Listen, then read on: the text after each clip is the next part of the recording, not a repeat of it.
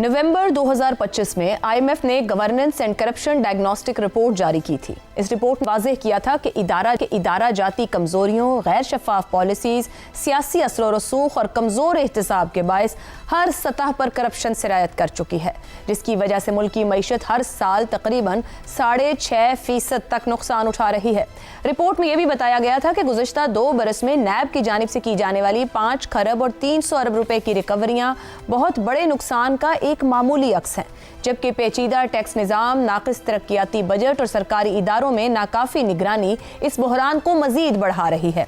इसी सभी पस मंज़र में गुज़िश्ता रोज़ वज़ीर आज़म ने इक़्तिसादी गवर्नेंस के निज़ाम को बेहतर बनाने के लिए एक 15 रुकनी कमेटी तश्कील दी है, जिसकी क़यादत वफ़ाक़ी वज़ीर ख़ज़ाना करेंगे। अब इस कमेटी का मकसद यह है कि हुकूमत के तमाम इक़्तिसादी और सरकारी गवर्नेंस इस्लाहात को मरबूत, शफ़ाफ और मौसर बनाया जाए। कमेटी सहमाही बुनियादों पर वज़ीर आज़म को रिपोर्ट्स पेश करेगी ताकि बदउनवानी के साथ जुड़वा मसाइल का पायदार हल तलाश किया जा सके। ये इक़दाम ज़ाहिर करता है कि हुकूमत IMF की रिपोर्ट में उठाए गए ख़तरात को बज़ाहिर संजीदगी से लेते हुए इदारा जाती इस्लाहात के ज़रिए मुल्क में शफ़ाफियत, एहतसाब और अवामी एतमाद बढ़ाने की कोशिश कर रही है।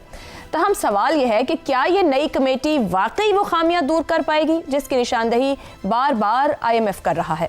पाकिस्तान में माजी में भी कई मरतबा ऐसे इस्लाहाती इक़दामात और कमेटियां तश्कील दी गई हैं, मगर बर वक्त अमल दरामद ना होने, सियासी दबाव और इदारा जाती कमज़ोरियों की वजह से महज कागजी हद तक ही महदूद रह जाती हैं। हर नए इक़दाम के साथ तवक्कुआत बढ़ जाती हैं, लेकिन अगर बुनियादी निज़ाम और एहतसाब के मौसर तरीक़े ही ना हो तो ये इस्लाहात एक वक्ती नुमाइश से ज़्यादा कुछ साबित नहीं होती।